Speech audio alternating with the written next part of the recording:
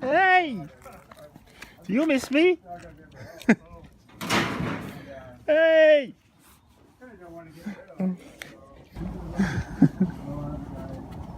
Well, this is Gracie. We lived together for 4 months together. She was my bedtime companion. Right, Gracie? Gracie, you are my companion? Yeah? She still remembers me after years. She still remembers. This is another day today with dayenjoyer.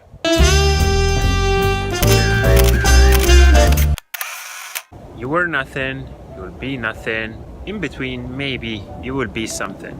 I have developed a habit I always wanted to develop. I have created things I always wanted to create.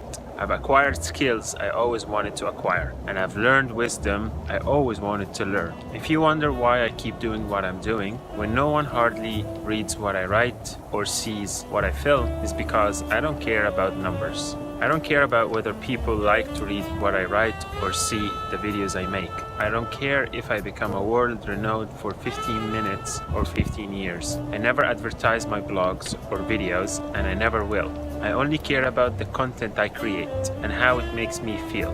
Below are the things I do every day and what feelings they bring me. I write because I like to exercise the cells in my brain. Writing makes me wonder. It makes me go places I can never go to. Writing makes me dream, imagine, create stories, describe a beautiful woman, a memory, or a place. It liberates my creative senses stored deep in the subconscious. The habit of writing has developed to a point that became a part of who I am and how I live.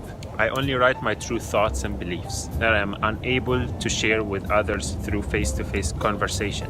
You may think that it is a weakness in me that I'm unable to share my true thoughts with a fellow human, but it's not. The problem I'm facing is that I can't find the sort of people who would get my ideas about a well-lived life, except very few who exist at very limited places on the road of the journey of my life. I never know when I will come across them or where, but I am doing my best in order to find them. In the past, I found very few, and it was such an ecstatic feeling to speak my thoughts freely with someone who has the mental level I'm aspiring for. So I chose writing because it's the only way I can set my thoughts and feelings free. Reasons for wanting to write are multiple, of course, but the structurally simplest option may also be the most pervasive. We write because there is no one in the vicinity who will listen. We start to long to set down our memories and emotions on a page and to send them out into the wider world because our friends can't be bothered to hear us, because our partners are preoccupied, and because it's been agonizingly long since anyone gave us an uninterrupted stretch of time in which we could be attended to with respect and attention. In short, because we are very lonely. Writing, for all that it might begin with experiences of joy or disinterested intellectual fascination, also owes its origins to despair, shame, and a lack of someone to cry with. It's when we've screamed a long time for help and no one came, that we may begin quietly to burn to write a novel instead. Writing can be the presenting solution to a more poignant ambition beneath, to be heard, to be held, to be respected, to have our feelings interpreted and soothed, to be known and appreciated. I make videos, lots of them, about stories that I learn from, which make me a more knowledgeable human. When I come across an interesting idea or a person, I feel the burn to videotape the experience in order to store it in my visual memory, so that I can easily recall it when I feel it would be the perfect scimitar for a battle with a stupid mind. Taking videos have helped me bang so many various topics about life that when I need to share new information with someone, I can light the bulb of the video folder stored in my head and bring it to life, so I could enlighten the darkness of my cloudy days. The vast knowledge I acquired about the stories I filmed have taught me that the more I know, the more I feel I know nothing, as Einstein once highlighted.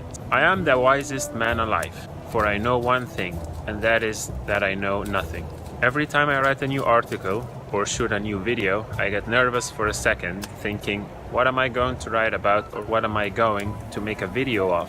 However, because I've exercised the writing and filming muscles on a daily basis, the ideas come to me instead of me going to them. The power of habit has tremendously contributed to a life of magical wonders. Go. When I was a kid, I wanted to be a filmmaker. To me, there was no higher artistic achievement than that.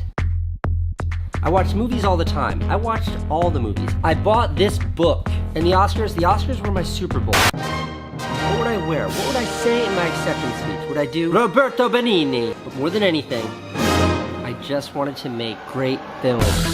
I wanted the big cameras. I wanted the big crew. I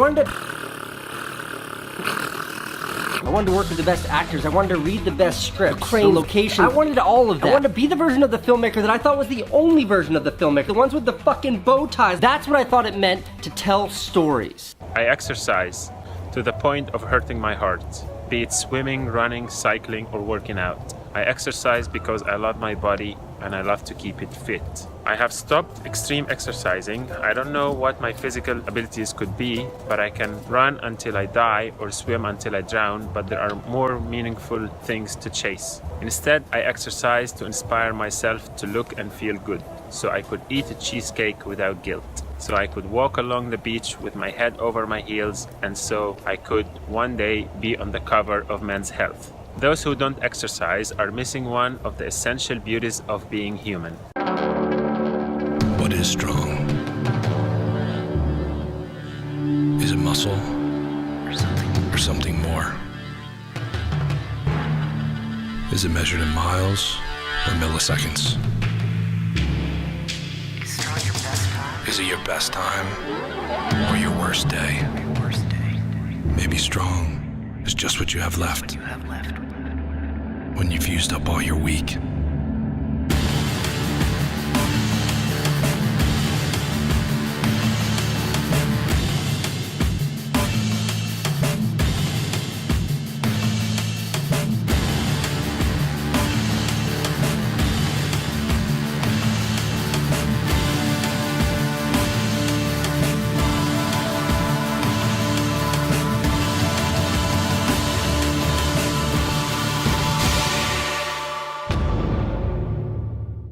I pray. The sole reason of doing my prayers 5 times a day is to remind myself that I have 2 working legs, 2 working arms, 2 working eyes, 2 working ears, 2 working lungs, kidneys, and that I am disease and pain-free. I thank God for such blessings, and reminding myself of them 5 times a day make me a very happy and satisfied man. When I go to bed and pull out the cover over my face, I whisper, "Thank you, Lord, so much for the blessings of giving me a warm place to sleep in." They say you never appreciate what you have until it's gone.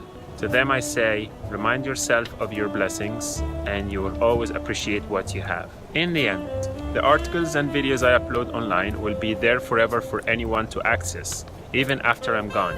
Basquiat painted Untitled when he was 21. Then he died at 28 in 1988. Last year, the painting was sold for $113 million.